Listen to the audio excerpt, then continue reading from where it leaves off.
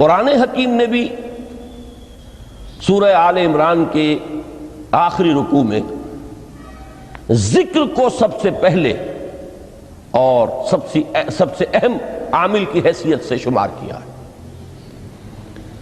چنانچہ اس کی پہلی آیت جو ہے سورہ آل عمران کے آخری رکوع کی، اس میں تو وہی مضمون جو میں بیان کر چکا وہ آیا ہے، ان فی خلق السماوات والارض واختلاف اللیل والنہار لآیات لأولی الالباب۔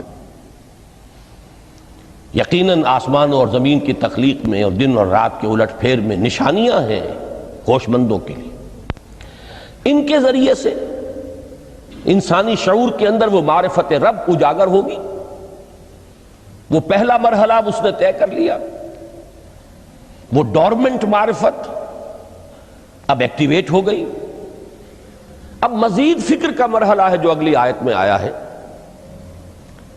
الذین یذکرون اللہ قیاما وقعودا وعلی جنوبہم ویتفکرون فی خلق السماوات والارض ربنا ما خلقت ھذا باطلا سبحانک فقنا عذاب النار۔ یعنی تفکر جو ہے ویتفکرون فی خلق السماوات والارض، وہ تفکر کرتے ہیں، غور و فکر کرتے ہیں آسمان اور زمین کی تخلیق میں، لیکن اس تفکر کے ساتھ لازماً ذکر، اور ذکر مدام، ذکر بھی وہ کہ جو مستقل ہو، ہر حالت میں ہو۔ الذین یذکرون اللہ قیاما وقعودا وعلی جنوبہم، وہ لوگ کہ جو اللہ کو یاد رکھتے ہیں، اللہ کا ذکر کرتے ہیں، کھڑے ہوئے بھی، بیٹھے ہوئے بھی، اور اپنے پہلوؤں کے بل یعنی لیٹے ہوئے بھی۔ اب ان تین کے سوا تو کوئی پوزیشن انسان کی نہیں ہے، اسی کا نام ہے دوام ذکر۔ اور اس کے ساتھ اگر وہ تفکر کرتے ہیں تو ان کا فکر اگلی منزل تک پہنچتا ہے۔ تو پہلی شے تھی فکر انسانی کی صحیح رخ پر مزید پیش قدمی اور پیش رفت، اور اس کے لیے لازم ہے ذکر و فکر کا امتزاج۔ دوسری چیز کو لیجئے عمل کی درستی۔ اس عمل کی درستی کے لیے اللہ تعالیٰ کے ساتھ ایک گہرے تعلق کی ضرورت ہے، اس لیے کہ صبر کی بحث میں یہ مضامین شاید آپ کے سامنے آ گئے ہوں کہ صبر، جہاں مصیبت پر صبر ہوتا ہے، تکلیف پر صبر ہوتا ہے، اللہ کے احکام پر جمنا یہ بھی صبر ہے، نفس کی خواہشات کی باغ کو تھام کر رکھنا، کھینچ کر رکھنا یہ بھی صبر ہے، اور استقامت کسی شے پر قائم رہنا یہ بھی صبر ہے۔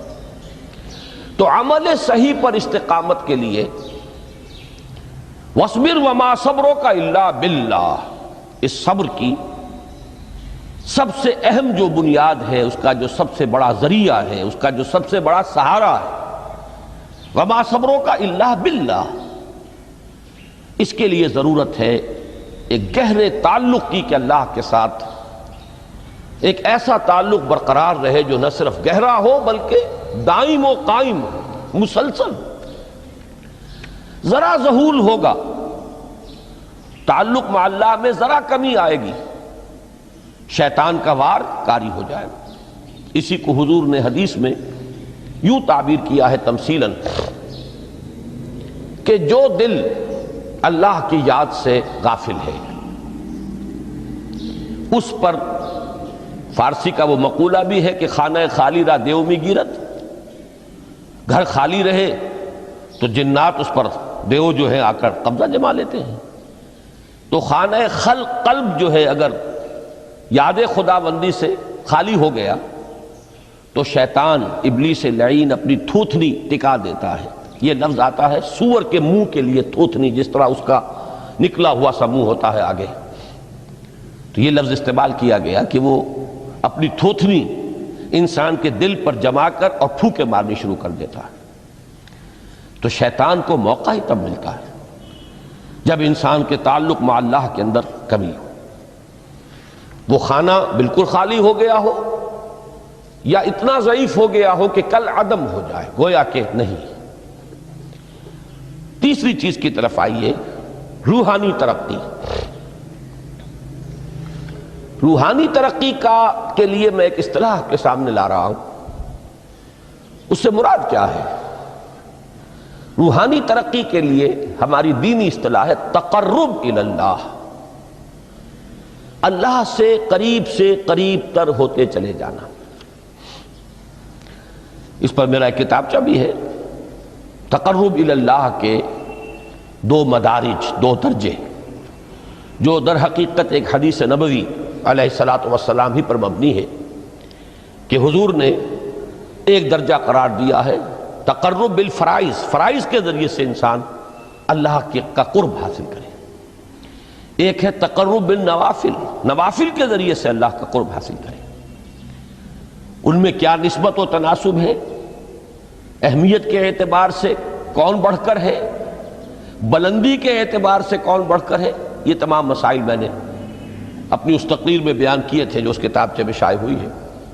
اس وقت میں اس کی تفصیل میں نہیں جا رہا، صرف یہ تذکرہ اس لیے کر رہا ہوں کہ جن کو بھی خواہش ہو جائے وہ اس کا مطالعہ کرے۔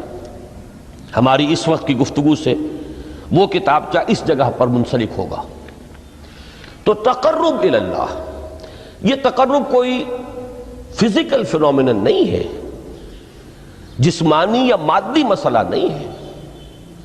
اللہ سے قرب یہ نہیں ہے کہ کوئی کروڑوں میل کا فاصلہ ہے، اب ہمیں کوئی رسی پر چڑھنا ہے اوپر بڑی محنت اور مشقت سے، فصل تو ہے ہی نہیں، فاصلہ ہے ہی نہیں، بعد ہے ہی نہیں۔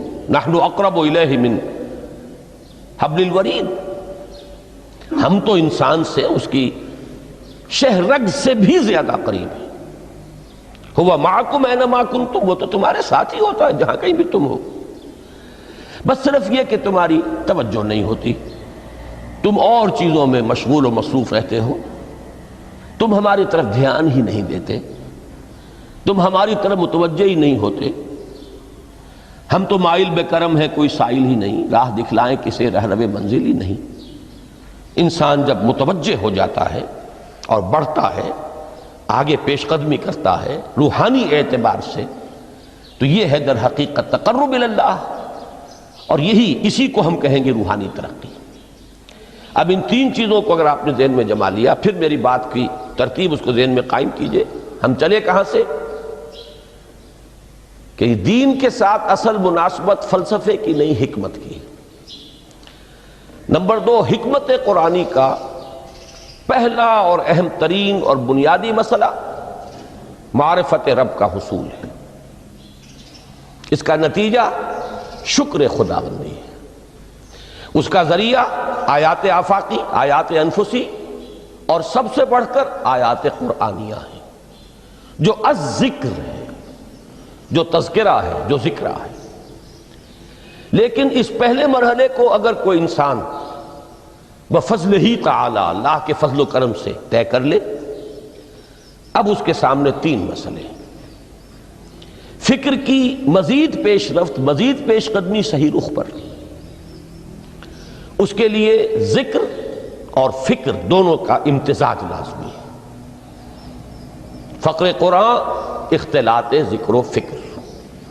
الذین یذکرون اللہ قیاما وقعودا وعلی جنوبہم ویتفکرون فی خلق السماوات والارض۔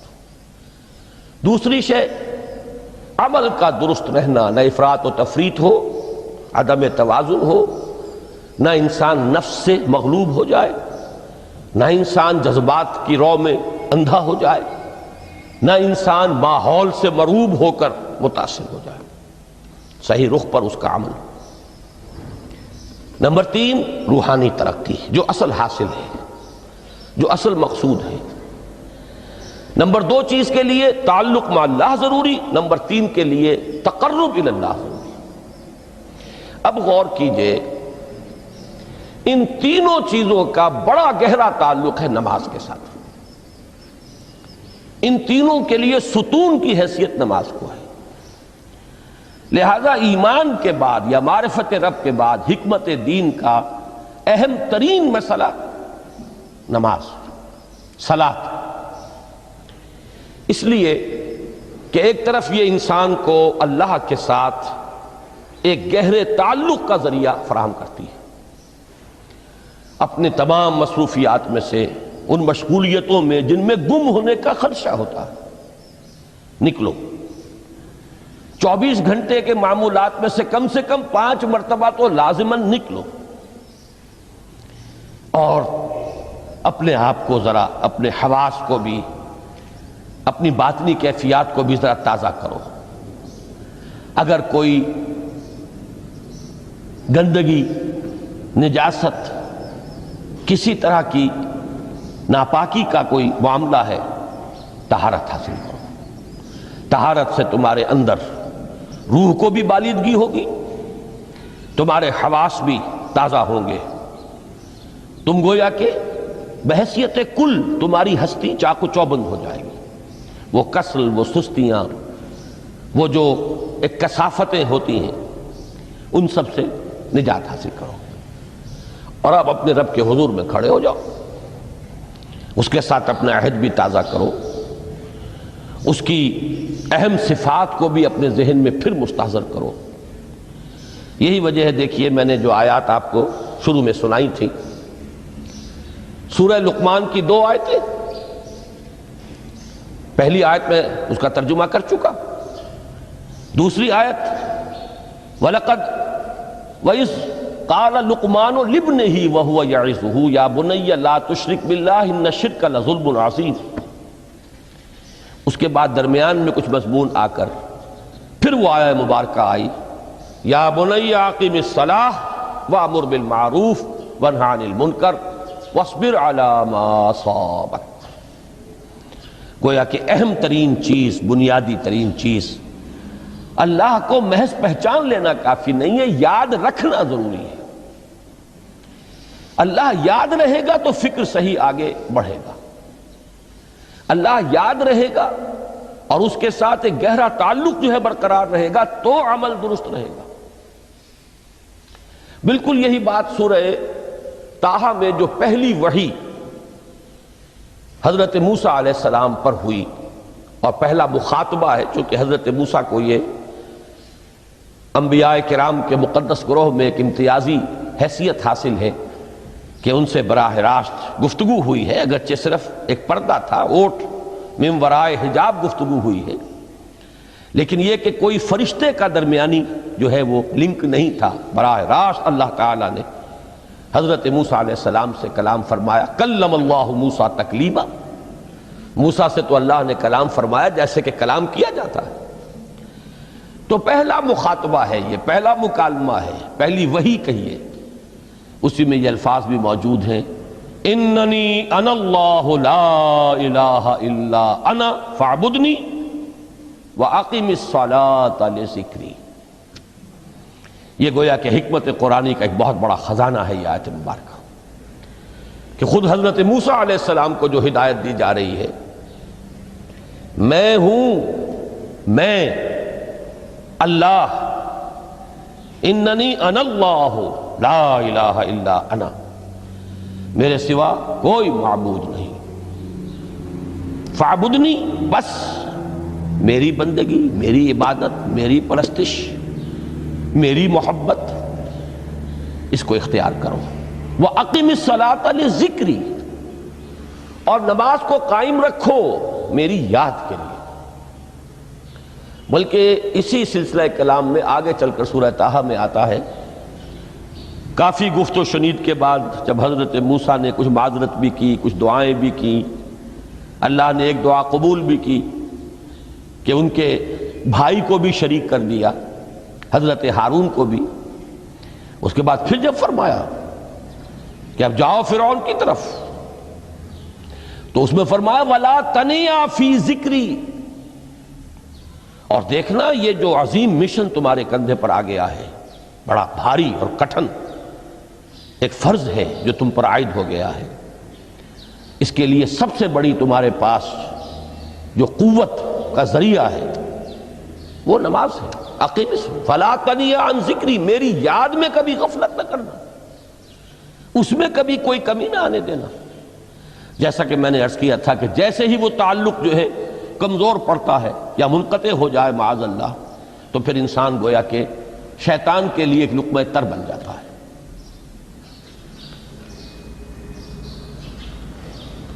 اب آپ غور کیجئے تیسری شے تقرب الی اللہ، اس کے حوالے سے بھی جو فرائض اور نوافل کی بات ہے اس کو اس وقت ذہن سے نکال کر یہ سمجھیے کہ اس میں نماز کا کیا مقام ہے، اس لیے کہ نماز فرض بھی ہے، نماز نفل بھی ہے، وہ تو ان دونوں میں شریک ہو جائے گی۔ اب اس کو لفظ صلاۃ کے حوالے سے آپ ان دونوں چیزوں کو سمجھیے۔ صاد لام واو یا یہ چونکہ حروف علت ایک دوسرے سے بدلتے رہتے ہیں، یہ جو مادہ ہے اس کی جو خالص لغوی اصل ہے، جو خالص عربی زبان میں اس کا بنیادی مفہوم ہے، وہ آگ جلانا یا آگ تاپنا یا آگ سینکنا، حرارت حاصل کرنا۔ لہذا بار بار آتا ہے جہنم کے ذکر میں اسلوہا، اب جلو اس میں، تاپو اس کو، یہ سینکے گی تمہیں۔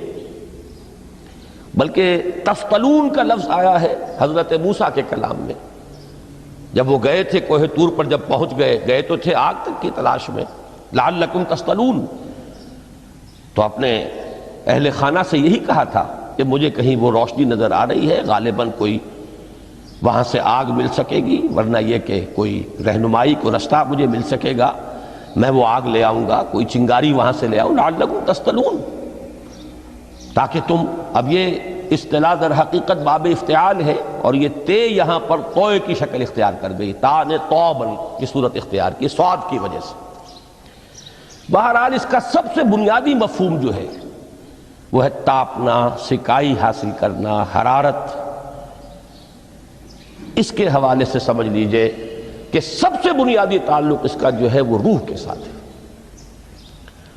روح میں محبت خداوندی کی آگ اگر ٹھنڈی پڑ گئی ہو، اگر محبت خداوندی کی حرارت میں کمی ہو رہی ہو، تو اس کو اثر نو، جس کو کہ میں آج سوچ رہا تھا تو ایک لفظ ذہن میں آیا کہ جیسے بیٹری اس کو ریچارج کیا جاتا ہے، اسی طریقے سے روح کے اندر محبت خداوندی کی اس حرارت کو اثر نو تازہ کرنا، یہ ہے در حقیقت نماز کا اصل مقصد۔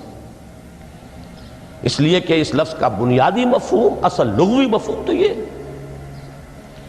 اگرچہ اس کا سب سے زیادہ کثرت سے جو استعمال ہوتا ہے، اور لفظ صلاۃ جس سے در حقیقت جس تصور پر مبنی ہے وہ ہے اقدام، کسی کی طرف متوجہ ہونا اور پھر دعا۔ صلاۃ کا سب سے قریبی مفہوم لفظی جب بیان کیا جائے گا، اس سے مراد، اس کے معنی، تو دعا اس میں اہم ترین ہے۔ کسی کی طرف توجہ کرنا، مناجات کرنا، گفتگو کرنا، مخاطبہ، مکالمہ، دعا، یہ در حقیقت صلاۃ کا سب سے بڑا اصطلاحی مفہوم ہے۔ لیکن جو اس کا مادہ ہے، صاد لام واو یا صاد لام یا، اس کا اصل مفہوم جو ہے وہ تاپنا، حرارت حاصل کرنا۔ تو ان دونوں کے حوالے سے عرض کر رہا ہوں، وہ تاپنا اور حرارت حاصل کرنا وہ ہے روح کے اعتبار سے۔ وہ جو کہا اقبال نے کہ بجھی عشق کی آگ اندھیر ہے، مسلمان نہیں راہ کا ڈھیر۔ یہ عشق کی آگ جب بجھ جاتی ہے، در حقیقت یہی تو انسان کی روحانی موت ہے۔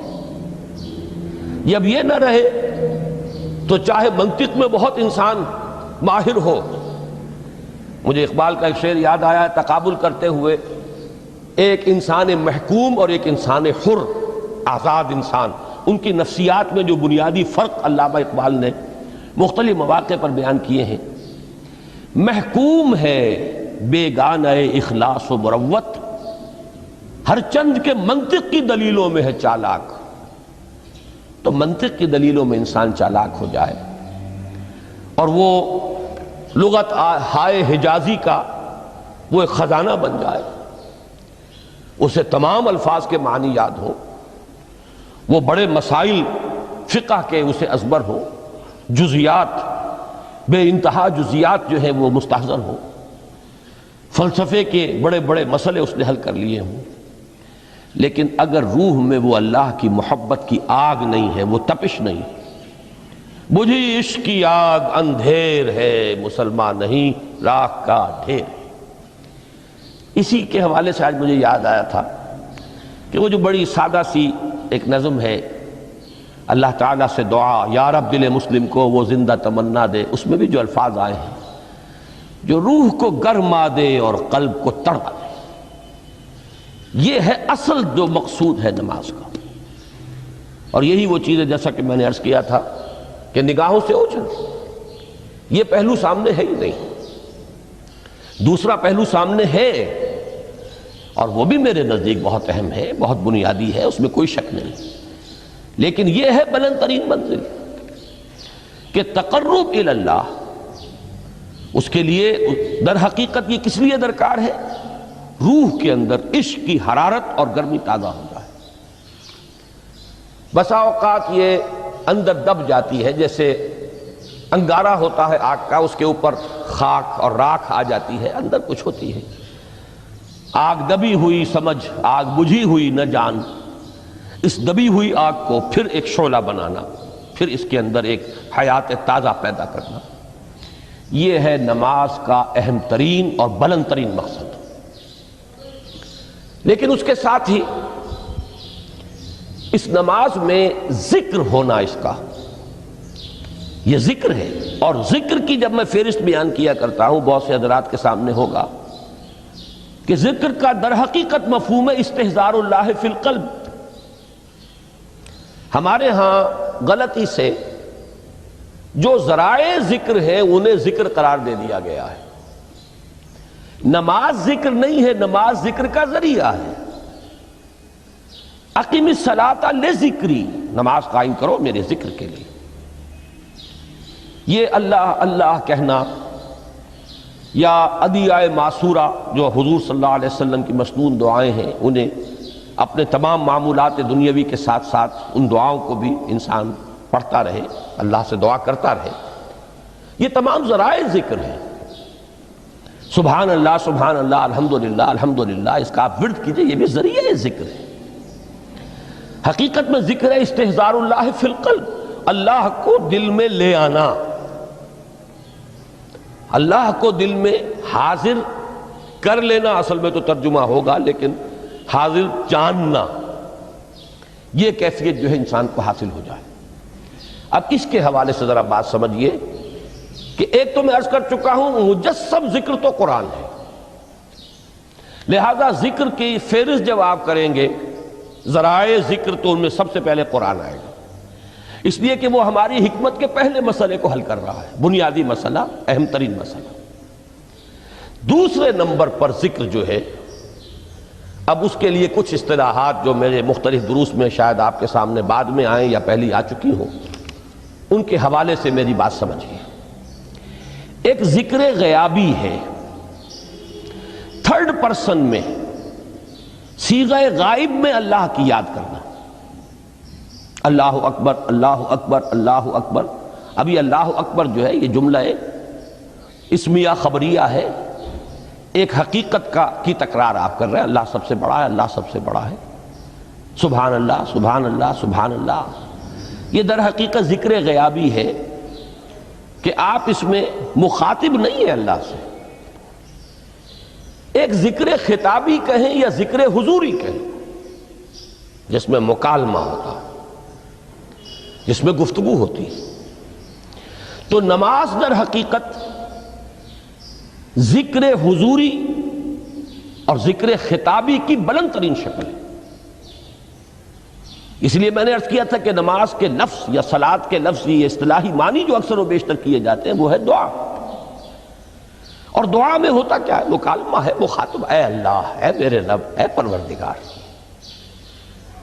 پھر یہ کہ اس میں اقدام اور کسی کی طرف متوجہ ہونا، یہی وجہ ہے کہ افتتاح صلاۃ، نماز کو شروع کرنے کے لیے، ایک تو وہ الفاظ جو قرآن مجید میں آئے ہیں، انی وجہت وجہی للذی فطر السماوات والارض حنیفا وما انا من المشرکین، یہ ہے توجہ کا ارتکاز،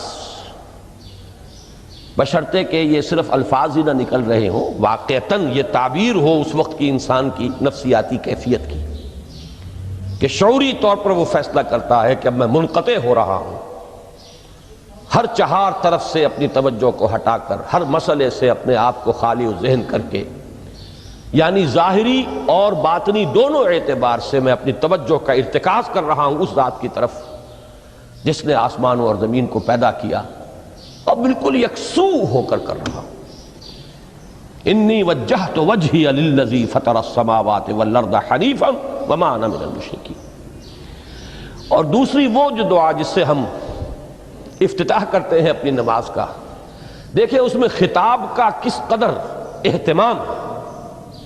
وہاں سبحان اللہ نہیں ہے، سبحانک اللہم، پاک ہے تو اے رب ہمارے، وبحمدک وتبارک اسمک وتعالی جدک۔ اب آپ غور کر رہے ہیں، یہ ہے تخاطب، براہ راست مخاطب ہونا شروع ہو رہی ہے۔ تو سب سے پہلی بات تو یہ ہوئی کہ ذکر کی ایک شکل ہے ذکر غیابی، دوسری ذکر حضوری، اور ذکر حضوری یا ذکر خطابی کی بلند ترین منزل، بلند ترین اس کا ذریعہ نماز۔ اس کو ایک پہلو سے اور سمجھ لیجئے، سورہ فاتحہ جب پھر ہم پڑھتے ہیں جسے الصلاۃ کہا گیا ہے، جو لب لباب ہے، خلاصہ ہے، اس میں پھر تدریجاً غیاب سے حضور کی طرف پیش قدمی ہوتی ہے۔ الحمدللہ رب العالمین الرحمن الرحیم مالک یوم الدین، یہ ذکر غیابی ہے، اس میں ابھی خطاب نہیں آیا، یہ وہی جملہ اسمیہ ہے۔ کل تعریف اس اللہ کے لیے ہے جو تمام جہانوں کا پروردگار ہے، مالک ہے، جو رحمان ہے، رحیم ہے، جزا و سزا کے دن کا مختار و مالک ہے۔ اب یہ غیاب سے حضور کی طرف، ایاک نعبد و ایاک نستعین اہدنا الصراط المستقیم، یہ ہے وہ۔ اب پہلے ایک معاہدہ ہے، ایک اقرار ہے، اعتراف ہے، وعدہ ہے، اور پھر دعا ہے، استدعا ہے کہ حضور نے فرمایا، یقول اللہ تعالی، اللہ یہ فرماتا ہے، اسی لیے اس کو حدیث قدسی کہیں گے۔ قسمت الصلاۃ بینی و بین عبدی نصفین، میں نے نماز کو اپنے اور اپنے بندے کے مابین آدھا آدھا تقسیم کر دیا ہے۔ اب یہاں تک تو جملہ ہے اللہ کا، یہ ہے حدیث قدسی۔ اب آگے جو ہے نریشن اس کی جو ہے حضور صلی اللہ علیہ وسلم کی جانب سے ہے، یعنی خبر دے رہے ہیں وہ اللہ کی طرف سے ہی۔ ویسے تو تمام احادیث ہی گویا کہ ہم سمجھتے ہیں انسپائرڈ تو اللہ کی طرف سے ہی ہے، لیکن یہ کہ جہاں صراحت ہو کہ اللہ کہتا ہے وہ حدیث قدسی ہے۔ تو یقول اللہ تعالی قسمت الصلاۃ بینی و بین عبدی نصفین، یہاں تک تو حدیث قدسی ہے۔ اب دوسری عام حدیث ہے، اذا قال العبد الحمد للہ رب العالمین یقول اللہ تعالی حمدنی عبدی،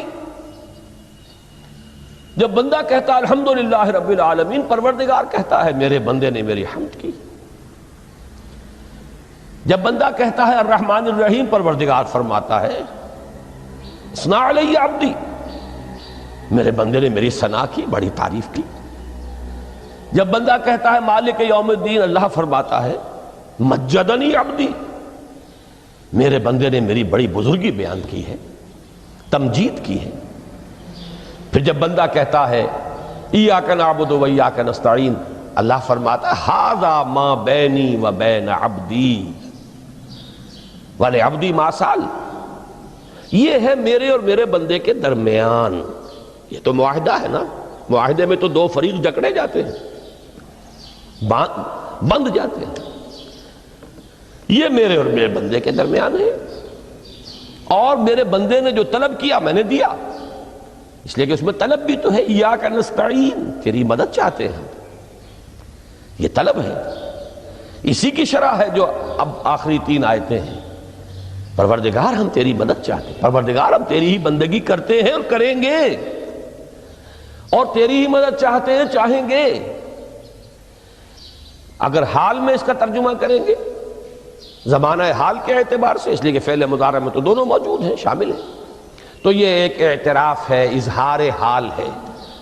اللہ کرے کہ وہ واقعتاً صحیح اظہار حال ہو، ہم واقعی اللہ کی بندگی کرتے ہوئے یہ کہیں کہ ایاک نعبد، ورنہ اگر ہماری اصل صورتحال سے وہ مطابقت نہ رکھتا ہو تو پھر تو ایک طرح کا جھوٹ ہو جائے گا، غلط بیانی ہو جائے گی۔ ایاک نعبد، تیری ہی بندگی کرتے ہیں، اور مستقبل میں کیجئے، کریں گے، یہ ہے عہد۔ تیری ہی مدد چاہتے ہیں، تجھی سے مدد طلب کرتے ہیں، تجھی سے مدد چاہتے رہیں گے، اس کے لیے فرمایا وَلِعَبْدِ مَا سَأَلَ۔ اور پھر اس کے بعد وہ استدعا ہے اهدنا الصراط المستقیم صراط الذین انعمت علیہم غیر المغضوب علیہم ولا الضالین۔ اس حدیث میں اس کو ایک ہی جملے کو لیا گیا ہے، ایک ہی جملے کی حیثیت سے۔ جب بندہ یہ کہتا ہے تو اللہ فرماتا ہے ھذا لعبدی ولعبدی ما سأل، یہ خالص میرے بندے کے لیے ہے، اس بندے نے ایک درخواست پیش کی ہے اور میں نے گرانٹ کی، وہ اپلیکیشن، وہ ریکویسٹ گرانٹڈ ہم نے دے دی، ولعبدی ما سأل۔ یہ ہے اس کی تاثیر کا عالم،